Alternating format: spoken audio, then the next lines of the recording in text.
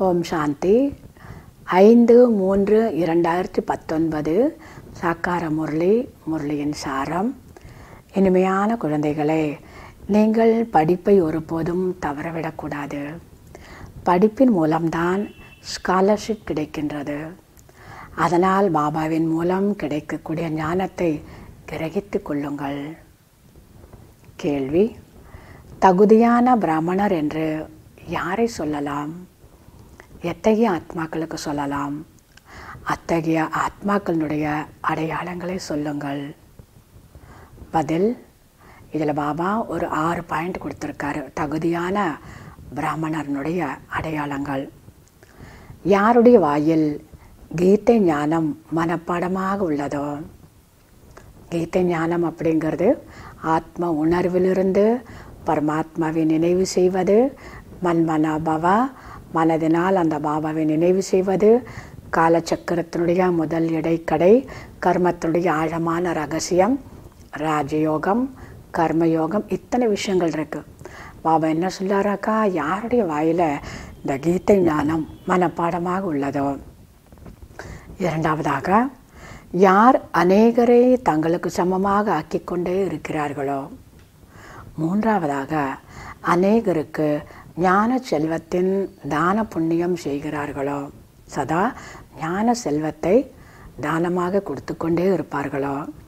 நான்காவது, ஒருபோதும் தங்களுக்குள் அபிப்பிராய பேதத்தில் வராமல் இருக்கிறார்களோ, எந்த ஒரு பேதபாவத்தில் வராமல் இருக்கிறார்களோ. ஐந்தாவதாக, எந்த ஒரு தேகதாரியின் மீதும் புத்தி மாட்டிக்கொள்ளாமல் இருக்கிறதோ. ஆறாவதாக, யாரிடத்தில் எந்த ஒரு பூதமும் இல்லாமல் இருக்கிறதோ. யார் தேக அகங்காரத்தை விட்டு ஆத்ம அபிமானியாக இருப்பதற்கான முயற்சி செய்கிறாரோ அவரே தகுதியான பிராமணர் எனப்படுவார். எவ்வளோ நல்ல விஷயங்கள் பாபா புரிய வச்சுக்கிட்டாரு. ஆக இந்த சங்கமிகத்தில் தகுதியான பிராமணாத்மாவாக ஆகணும். அரைக்குறை பிராமணனாக இருக்கக்கூடாது. இதுதான் பாபாவனுடைய ஆசை. அதனால்தான் பாபா இப்படி இந்த 6 பாயிண்ட்டை நல்ல விளக்கி புரிய வச்சுக்கிட்டாரு. ஓம் சாந்தி. பாபா சொல்கிறார், நீங்கள் பாபாவிற்கு சொந்தமானவர்களாக ஆகிவிட்டீர்கள். உங்களுக்குள் என்னென்ன பூதங்கள் உள்ளனவோ அவை அனைத்தும் இப்பொழுதே வெளியேற்ற வேண்டும். அத்தனை பூதங்களையும் இப்பொழுது வெளியேற்ற வேண்டும். முதல் நம்பர் பூதமாக தேக அகங்காரம் உள்ளது. இதை வெளியேற்றுவதற்காக தான் ஆத்மா அபிமானி ஆவதற்கான பயிற்சி செய்யுங்கள் அப்படின்னு பாபா புரிய வைக்கிறாரு. பாபாவை நினைவு செய்தால் எந்த ஒரு பூதமும் முன்னால் வராது. ஆத்மா அபிமானியாகி பாபாவை நினைவு செய்யும் பொழுது எந்த ஒரு பூதமும் எதிரில் வர முடியாது. 21 பிறவிகளுக்கு எந்த ஒரு பூதமும் வராது. இந்த 5 பூதங்கள் ராவண சம்பிரதாயத்தினுடைய விஷயங்கள் ஆகும். இந்த உலகத்தில் தான் இந்த பூதங்கள் இருக்குமா. ராம் ராஜ்யம் வேறு, ராவண ராஜ்யம் என்பது வேறு. ராவண ராஜ்யத்தில் பிரஷ்டாச்சாரிகளும் ராம் ராஜ்யத்தில் சிரேஷ்டாச்சாரிகளும் இருப்பார்கள். ராவண ராஜ்யத்தில் சாதாரண கீழான மனிதர்கள், ராம் ராஜ்யத்தில் சிறந்த மிகவும் உயர்வான மனிதர்கள் இருப்பார்கள். மாயாவாகிய பூனையும் குறைந்ததல்ல. சில நேரம் படிப்பை விட்டு விடுகின்றனர்.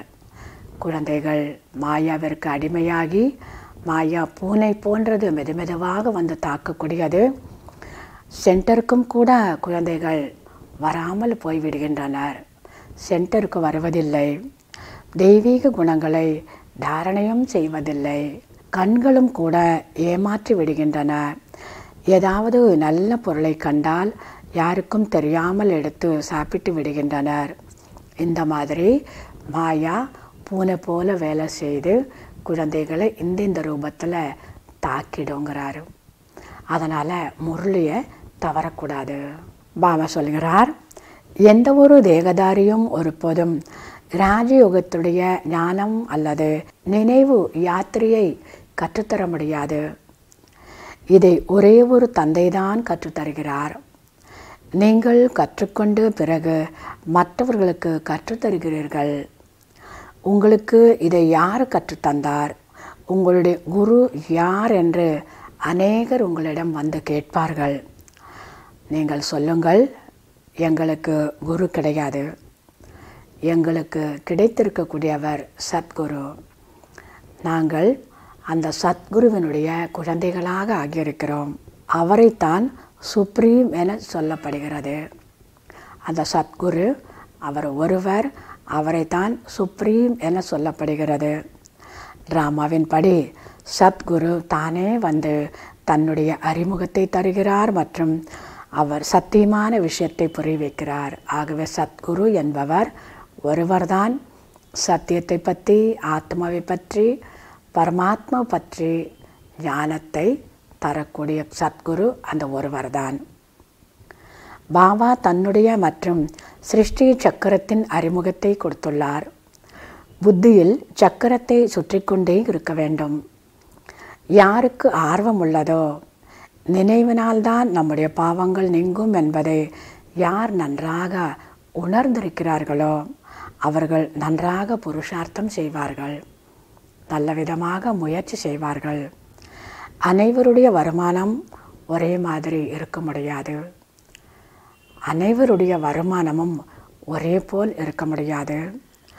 புத்தியின் ஆதாரத்தினால்தான் உள்ளது. எந்த அளவுக்கு ஞானத்தை நன்றாக புரிந்து கொண்டிருப்பார்களோ அந்த அளவிற்கு அவர்களுக்கு வருமானம் ஏற்படும். கவனக்குறைவு இருக்கக்கூடாது, படிப்பை விட்டுவிடக்கூடாது. வேறு எங்குமே இந்த படிப்பு கிடைக்காது, சிவா பாபாவிடம் படிக்க வேண்டும். பாபா சொல்கிறார், அந்த ஒரே ஒரு சிவபாபாவிடம் வியாபாரம் செய்ய வேண்டும், கொடுக்கல் வாங்கல் வைக்க வேண்டும்.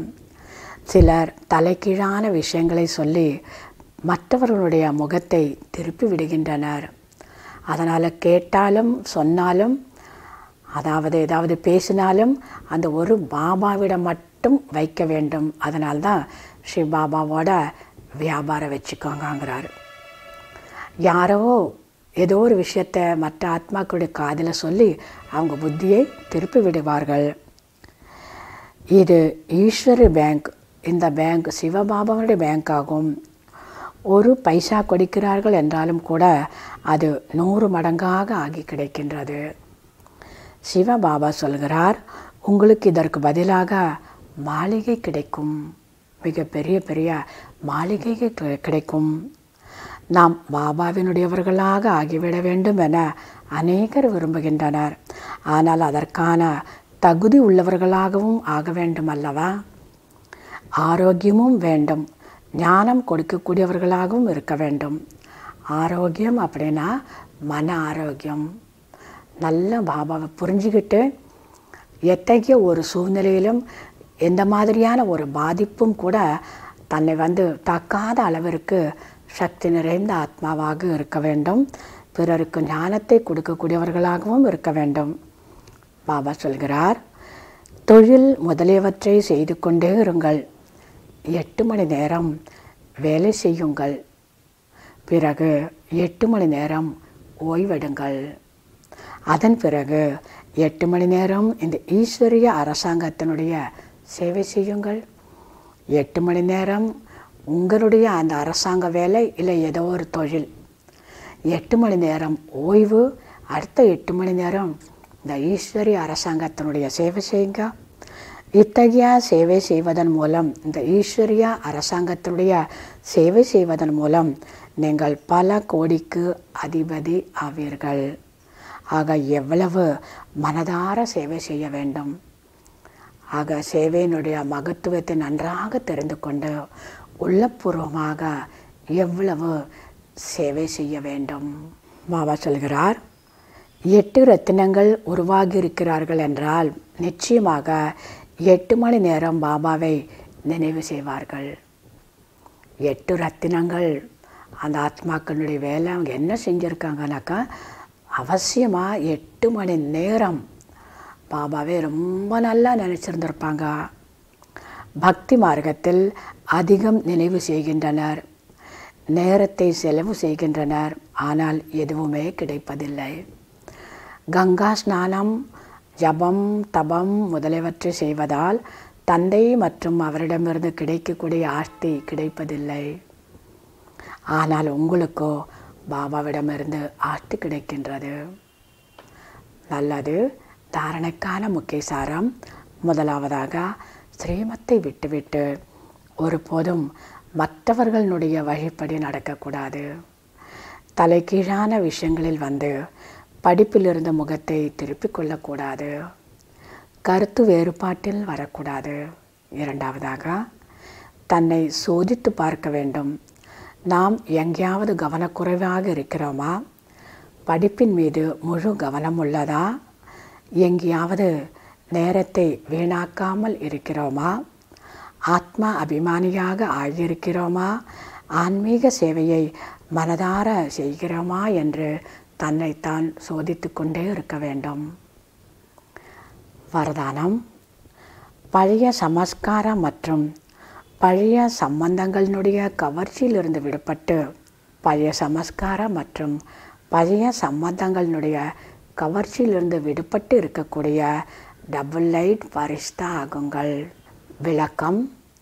ஃபரிஷ்தா என்றாலே பழைய உலகத்தினுடைய கவர்ச்சியிலிருந்து விடுபட்டு சம்பந்தங்கள் மீதுள்ள அத்தகைய கவர்ச்சியிலிருந்து விடுபட்டு தன்னுடைய தேகம் மற்றும் மற்ற எந்த ஒரு தேகதாரி மனிதன் அல்லது ஏதாவது பொருளின் பக்கம் கவர்ச்சிக்கப்படாமல் இருக்கக்கூடியவர்தான் ஃபரிஷ்தா. அப்படிப்பட்டவரே பழைய சமஸ்காரத்தின் கவர்ச்சியிலிருந்து எண்ணம், விருத்தி அதாவது உள்ளுணர்வு அல்லது வார்த்தையின் ரூபத்தில் எந்த ஒரு சமஸ்காரத்தின் கவர்ச்சியிலிருந்து விடுபட்டிருப்பவர். எப்பொழுது இவ்வாறு அனைத்து கவர்ச்சிகளிலிருந்தும் அதாவது வீணான சமயம், வீணான தொடர்பு, வீணான சூழ்நிலையிலிருந்தும் விடுபட்டவராக ஆகிவிடுவார்களோ அப்போதுதான் அவர்களை டபுள் லைட் ஃபரிஷ்தா என்று சொல்லலாம். ஸ்லோகன்.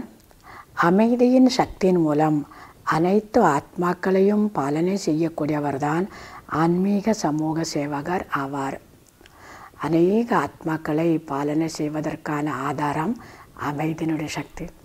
ஆக யார் அமைதி சாந்தியினுடைய சக்தியின் மூலமாக அநேக ஆத்மாக்களை பாலனை செய்வாங்களோ அப்படிப்பட்ட ஆத்மாக்களுக்கு தான் ஆன்மீக சமூக சேவாதாரி என சொல்லலாம். அல்லது இனிமையிலும் இனிமையான 5000 வருடங்களாக காணாமற் போய் மீண்டும் கண்டெடுக்கப்பட்ட செல்ல குழந்தைகளுக்கு தாய் தந்தை பாப்தாதாவின் அன்பு நினைவுகள் மற்றும் காலை வணக்கம். ஆன்மீக குழந்தைகளுக்கு ஆன்மீக தந்தையின் நமஸ்காரம். ஆன்மீக தந்தைக்கு ஆன்மீக குழந்தைகளின் நமஸ்காரம். ஓம் சாந்தி.